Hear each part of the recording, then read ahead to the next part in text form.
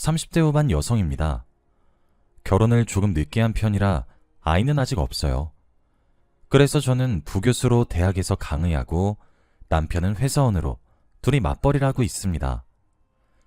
사실 시어머니 모시고 산다 하면 다들 질색하고 저도 결혼 전이나 초반에는 솔직히 마냥 좋지 않았었는데 살다 보니 또 적응이 되더라고요. 무엇보다도 제 시아버지 되시는 분은 남편이 학생 때 시어머니와 이혼하고 따로 살고 계신데 그렇다 보니 남편이 저와 결혼하고 분가하면 시어머니 혼자 남게 되잖아요. 차마 시어머님을 홀로 살게 하실 순 없었죠. 그리고 남편 집안에는 쌓아놓은 돈도 그렇게 많지 않았고 남편 월급도 정말 딱 직장인 평균 연봉 수준에 그쳤기 때문에 시어머님을 저희가 모시지 않으면 안 되는 상황이기도 했죠. 시어머님은 인터넷이나 여기 사연 올라오는 것처럼 상상을 초월하는 시짜짓을 한다거나 대놓고 구박한다거나 그런 일은 없었지만 다만 경제 수준에 비해 사치가 조금 심하셨어요. 시어머님은 따로 일을 안 하시고 집에서 저희 집안일을 조금 거두셨어요. 그렇다 보니 따로 수입이 없고 저희가 주는 용돈이 다였는데 그런 분이 명품이나 신상이라는 소리만 하면 눈이 돌아가셨죠. 대체적으로 무력이 많으신 분이었어요. 솔직히 아들이 주는 용돈으로는 감당 안 될 사치를 하시니까 저한테 한번 용돈을 달라고 지나가듯 말하셨는데 제가 그때 앞으로 일이 어떻게 될 줄 모르고 별 생각 없이 300만 원을 선뜻 드렸거든요. 그랬더니 시어머님이 그때부터 지속적으로 저에게까지 용돈을 달라고 하시는 거예요. 말이 300만 원이지 이 금액을 수시로 자꾸 요구하시는데 제게 돈을 맡겨놓은 것도 아니고 시어머님의 용돈 요구가 서서히 제게도 스트레스로 다가오더라고요. 쪼잔해 보일까봐 굳이 말하지 않을까 싶었지만 사실 남편은 저희 부모님께 용돈을 따로 안 챙겨드려요. 결혼 전부터 각자 부모님 용돈은 각자 선에서 해결하기로 약속했거든요. 그런데 남편 월급이 저에 비해 훨씬 작다 보니 현실은 그렇게 안 흘러가더라고요. 한 번은 시어머니 용돈 요구하시는 문제로 남편에게 말을 꺼내볼까 싶었는데 괜히 제가 속 좁게 구는 것 같은 기분이 들어서 관뒀습니다. 그래도 저 어렸을 때부터 아버지가 사람이 돈 가지고 주변 사람한테 소인배처럼 굴면 안 된다고 가르쳐 주셔서 이때만 해도 크게 신경 쓰고 있진 않았어요. 돈이야 또 제가 벌면 되는 거고 인생의 동반자인 남편의 어머니면 제게도 가족인 거니까요. 아버지는 반도체 업계에서 촉망받는 중견기업을 운영하시는데 일반적으로 이쪽 분야가 침체될 일이 일어날 경우가 잘 없으니 씀씀이도 시원시원하시고 많이 여유로우신 분이셨어요. 저도 경제관념에 있어서는 아버지를 좀 닮은 편이었죠. 그래서 시어머님이 멀쩡한 세탁기, 에어컨, 김치냉장고, TV까지 홈쇼핑이나 TV 광고에 나오는 신상으로 바꾸자고 떼쓰실 때도 고분고분하게 그 말 들어드렸습니다. 시어머님 연세도 있으신데 저랑 남편 일 나간 사이에 조그마한 집안일이라도 최대한 편하게 하시라고 배려하는 차원에서요. 제가 속으로는 시어머님 사치가 조금 심한 거 아닌가 생각은 해도 입 밖으로 내뱉은 적은 한 번도 없었기 때문에 대외적으로 시어머님이나 저나 사이는 좋았습니다. 시어머님 입장에서 사람이 염치가 있으면 돈 잘 벌고 자기한테 돈 잘 쓰는 며느리를 싫어할 리가 없었죠. 그래서였는지 남편과의 사이에도 큰 문제는 없었어요. 맞벌이라 둘 다 집에 들어오면 이미 피곤한 상태였고 얼굴 볼 시간이 그리 많진 않았지만 서로 직장에 있을 시간에 몇 번씩 전화도 하고 점심은 했는지 뭐 먹었는지 물어보면서 자주 챙겼어요. 가끔 남편이 야근을 할 때나 제가 잔업을 할 때면 집에 늦게 들어가기 전 꼭 맛있는 야식거리를 사가서 함께 먹었기 때문에 나름대로 저희 둘만의 즐거움이었어요. 남편은 제 수입이 자기에 비해 많은 편이다 보니 종종 위축되거나 자신감 없는 모습을 하기도 했지만 금세 회복하고 언제 그랬냐는 듯 잘 지내는 그런 부부 사이였습니다. 그러던 차에 이렇게 잔잔하고 평화로운 호수 같던 저희 생활에 돌이 던져졌습니다. 다들 노제팬 하면서 일본 불매운동 하셨던 거 기억나시나요? 이때가 딱 그 시기였는데 일본에서 반도체 핵심 부품 수출에 규제를 내리는 바람에 한국 기업들이 좀 곤란했었잖아요. 저희 아버지 회사도 반도체 기업이라 타격이 없을 수 없었습니다. 뉴스를 보고 걱정스러워서 아버지께 전화드려서 얘기하고 있었어요. 뉴스 봤어, 아빠. 회사는 괜찮은 거야? 갑자기 이게 무슨 날벼락이야, 진짜? 그러게 말이다. 그래도 아직 회사 재고 넉넉하게 남아있고 알아보니까 국산 소재로도 대체할 수 있을 것 같아서 네가 생각하는 것만큼 상황이 심각하진 않아. 걱정해줘서 고맙다, 우리 딸. 그래도 아빠가 이래저래 신경 쓸 거 많겠다. 아버지가 말씀하시길 다행히 아버지 회사는 크게 문제 없을 것 같다고 하시더라고요. 상황이 상황이니만큼 전화로는 계속 걱정스럽게 말했지만 자식된 도리로 아버지 말을 굳게 믿기로 했습니다. 그런데 전화를 끊고 보니 조금 열린 방문 틈 사이에 시어머니가 여보 얼굴을 들이밀고 제가 전화하는 걸 엿듣고 계신 거예요. 어머니, 거기서 뭐하고 계세요? 제가 이렇게 물으니 방문 뒤에 몰래 숨어 계시던 시어머니가 화들짝 놀라면서 아니, 아무것도 아니야 하고는 다시 거실로 돌아가시는 거예요. 뭔가 찜찜했지만 대놓고 무슨 일이 있었던 건 아니라 그대로 묻어두었습니다. 그런데 그 이후로 묘하게 시어머니의 태도가 조금씩 바뀌었어요.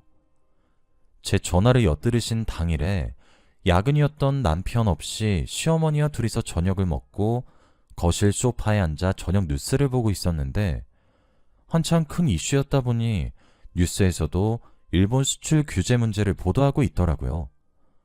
저는 속으로는 아버지 생각하면서 그냥 말없이 보고 있는데 제 옆에 앉아 계신 시어머니가 곁눈질로 저를 은근하게 살피는 게 느껴졌어요. 모르는 척 계속 가만히 있으니 시어머니가 못 참고 제게 먼저 말을 거시더군요. 예, 저거 잘은 몰라도 우리나라 반도체 회사가 위험해지고 그러는 거 아니냐? 사돈네 회사는 괜찮은 거야? 별말 없어? 그러게 말이에요. 안 그래도 걱정돼 죽겠어요. 아까 아버지와 전화하면서 들었던 국내 기업 걸로 소재를 대체한다거나 재고가 넉넉하게 남아있다. 이런 얘기는 굳이 꺼내지 않았어요. 일반인들이 듣기에는 소재 이름이 어려운 데다 과정까지 설명하려면 또 쓸데없이 말이 길어지고 복잡해질 것 같아서요. 노인을 무시하려는 의도는 아니지만 연세도 있으신 시어머님께 괜히 머리 아픈 문제를 일회시킬 자신도 없었고요. 아무튼 그러다 보니 시어머님이 저희 집안 문제로 이것저것 꼬치꼬치 캐물으실 때 저는 그냥 한숨 푹푹 쉬면서 불안하다, 걱정된다 이런 얘기를 조금 했습니다. 문제는 그 다음날부터였어요. 시어머니가 다음날 아침 식사 자리에서 묘하게 저를 무시하시기 시작하셨어요. 제가 강의가 있어 출근 준비하고 식탁에 앉으니 저더러 옷 입은 게 그게 뭐냐고, 명색이 교수가 되어가지고 참 없어 보이고 후줄근해 보인다면서 대놓고 흉을 보시는 거예요. 보통 엄마들이 취향 안 맞아서 가볍게 옷 스타일 지적하는 거랑은 차원이 다르게 눈빛이며 표정까지 아주 제대로였습니다.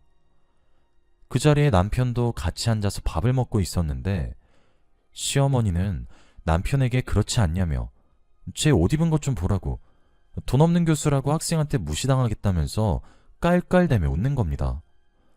남편도 아예 동조하진 않았지만 대충 고개 끄덕이면서 맞장구 치고요. 그런데 제가 그날 입은 그 정장은 산지 조금 시간이 지났다 뿐이지 명품 브랜드에서 비싸게 돈 주고 맞췄던 거예요. 전에 사서 입고 다닐 때는 시어머니도 예쁘다 하시더니 지금은 빈티 난다며 말을 바꾸시더라고요. 순간 어이가 없어서 말문이 막혔는데 이상하게 어제 있었던 일이 바로 떠올랐습니다. 제가 아버지와 통화하던 거에 시어머니가 엿들은 것도 그렇고 그 후 집안 사정에 대해 캐물은 것까지요. 생각이 거기까지 닿으니 시어머니가 혹시 저희 집이 망했거나 어려운 줄 알고 갑자기 무시하시는 건가 하는 의심이 들었어요. 그 후에도 저를 향한 시어머니의 태도는 바뀌지 않았습니다. 너무 사소하긴 하지만 전에는 제가 출근할 때 그냥 잘 다녀오라고만 하시던 분이 그 뒤로는 꼭 돈 많이 벌어오는 말을 달고 사시더라고요. 게다가 어떤 날은 출근하는 저를 등지고 그 뒤에 기어 들어가는 목소리로 사돈이 망했으니 너라도 벌어와야지 라고 혼잣말을 중얼거리시는 거예요. 그때 제가 구두를 고쳐 신는다고 아직 현관을 나서지 않았던 터라 시어머니 하시는 말씀이 다 들렸거든요. 제가 네? 하고 되물으니 시어머님은 아무것도 아니라며 늦을지도 모르니 빨리 출근하라며 제 등을 떠미셨습니다. 이때만 해도 제가 시어머니와 남편에게 굳이 말을 안 해서 그렇지 아버지 회사는 사실 반도체 소재를 납품해줄 국내 기업을 찾아서 예전처럼 문제없이 잘 운영되고 있었거든요. 근데 시어머님은 그 사실을 모르시니 저희 집이 꼼짝없이 망한 줄 알고 그때부터 돈 없는 며느리라고 절 무시하고 하대하기 시작했어요. 갈수록 강도도 심해졌습니다. 휴강일이라 오랜만에 집에서 쉬고 있었는데 시어머님이 저를 보면서 쯧쯧 혀를 차며 자기 아들은 저 먹여 살리려고 회사 출근해서 몸 바쳐 죽어라 이라는데 지금 천하태평하게 누워서 뭐하는 짓이냐고 그렇게 꾸짖으시는 거예요. 간만에 생긴 휴일에 밥 먹고 조금 쉬고 있었는데 그거 가지고 뭐라 하시는 것도 우스웠지만 그 말이 사실이면 또 몰라요. 근데 누가 누굴 먹여 살린다는 건가요? 아까도 말했듯 남편보다 제 수입이 훨씬 많아요. 생활비도 처음부터 합의하에 저랑 반반해서 보태는 거예요.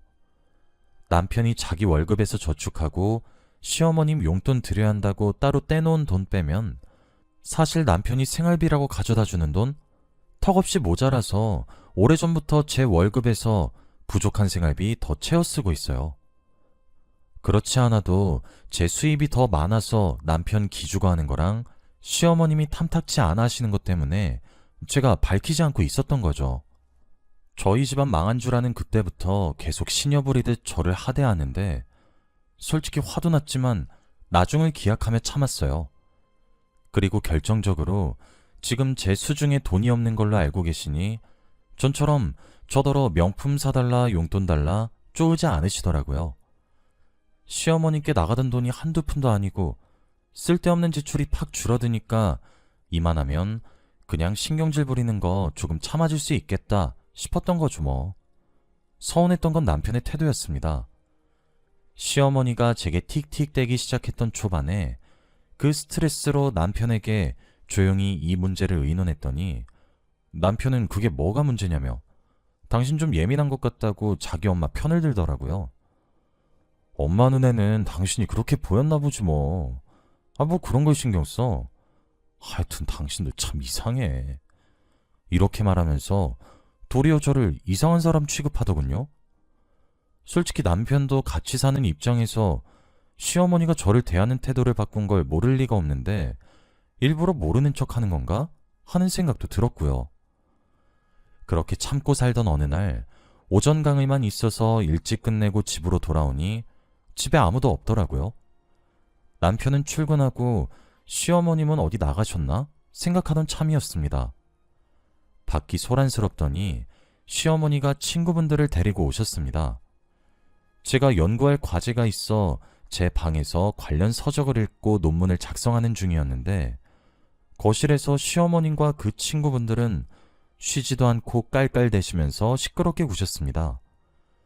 그러다가 시어머님이 제 방으로 불쑥 들어와서는 예, 너 부엌 가서 차 좀 내어놔라 하고 제게 차 심부름을 시키셨어요. 어머님, 저 지금 급하게 논문 작성 중이라 그런데 차 심부름은 좀 곤란하고 차라리 카페에서 친구분들이랑 얘기 나누시는 건 어떠세요? 커피값은 제가 댈게요. 제가 시어머니께 이렇게 말하니 시어머니는 콧방귀를 뀌더니 돈도 없는 애가 허세는 공부하는 척 말고 얼른 차나 내와. 공부는 무슨 이게 시엠이 차 내오기 싫어서 별의별 짓을 다 하는구만. 이렇게 비웃으며 말하시는 거예요. 하는 수 없이 쓰던 논문을 냅두고 부엌으로 나가 물을 끓이고 차와 다과를 준비하는 중이었습니다. 거실에서 시어머님 친구분이 속닥거리는 얘기가 들려왔어요. 며느리 바빠 보이던데 저런 거 시켜도 되는 거야? 바쁘긴 개뿔이. 돈도 못 벌어다 주는 게 있는 척 별 생쇼를 다 떨더라. 돈을 못 벌어? 자기 며느리 전에 결혼할 때 부잣집 딸내미라고 자랑하지 않았어? 왜? 그동안 며느리가 사준 가방이랑 명품들 엄청 자랑하고 다녔잖아. 그땐 그때고 지금은 그 집 망해서 쥐뿔도 없어. 야, 지가 빈털떨인 거 숨겨봤자지. 아이고, 어떡하면 좋아?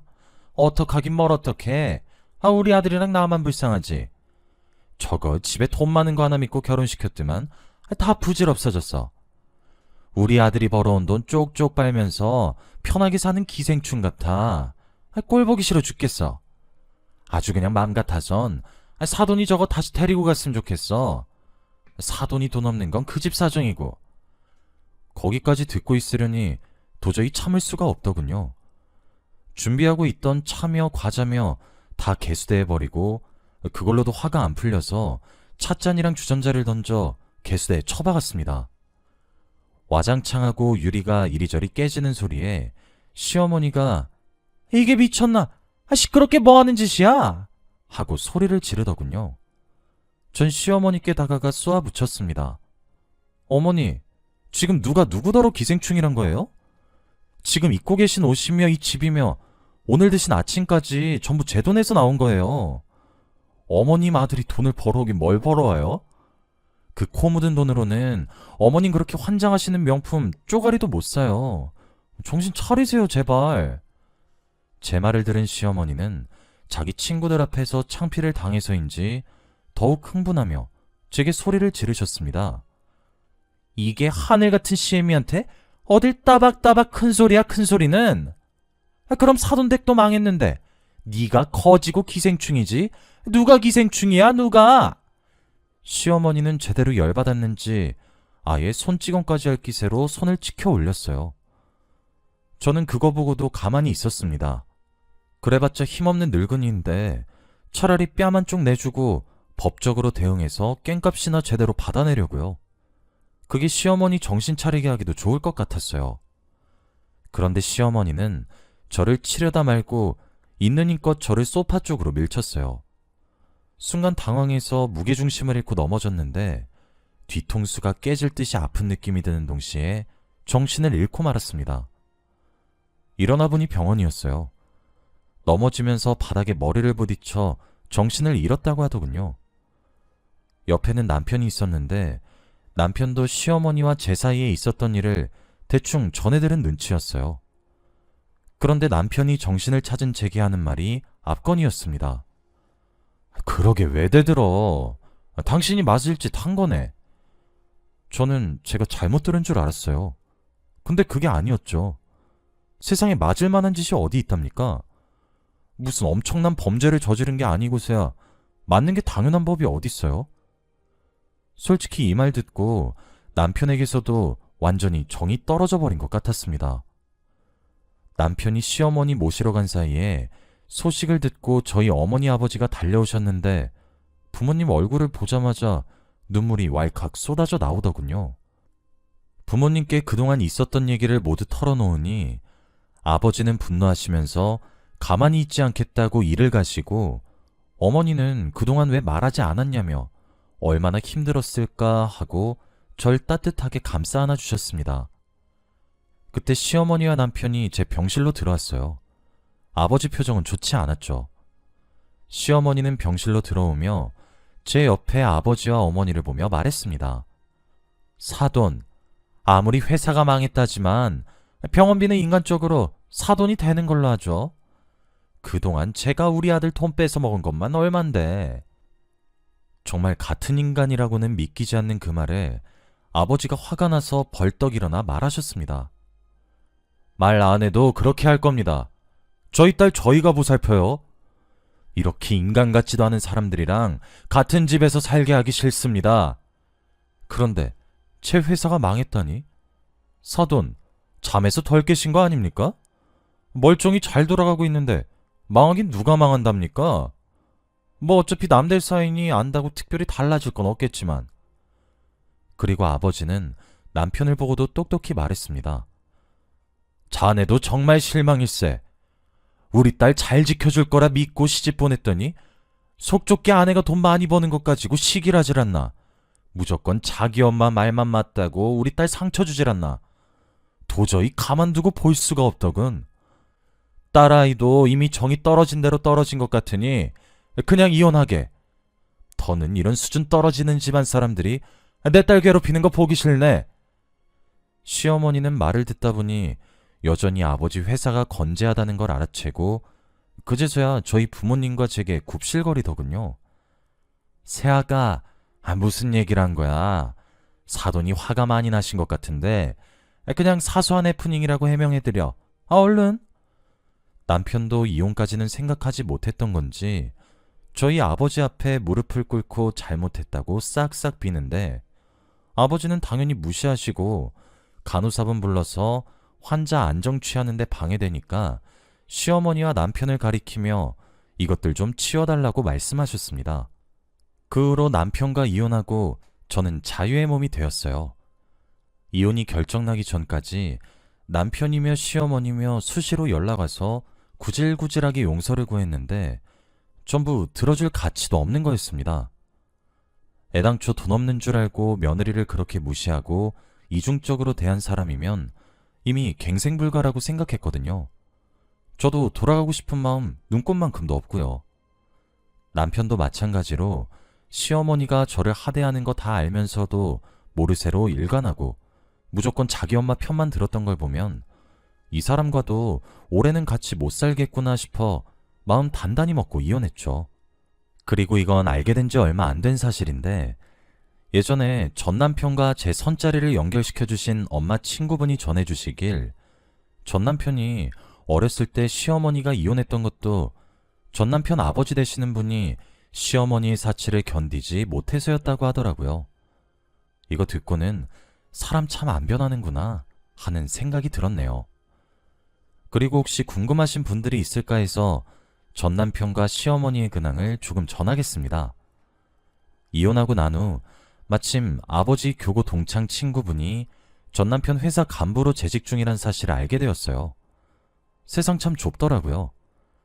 아버지가 그 친구분이랑 술을 마시면서 딸인 제가 겪었던 일들을 말하며 두 사람 욕을 하다 보니 어쩌다가 그 친구분이랑 같은 회사 사원이라는 걸 알게 되었대요. 아무리 그래도 인맥으로 사람 밥줄 끊어놓고 하는 건 잔인한 짓이라 아버지도 그 후로 별말은 안 했는데 이미 제가 당한 일들을 알게 된 친구분은 전 남편의 인간성을 안 좋게 보게 된 터라 그 후로 지켜보고 있었다고 하더군요. 그러다 전 남편이 업무 실수로 회사 전체에 타격을 입히자 그 책임을 물어 잘랐다고 하네요. 두 사람은 밥 굶고 살든 아니면 저 같은 돈 많은 여자한테 또 기생해서 살든 알아서 하겠죠.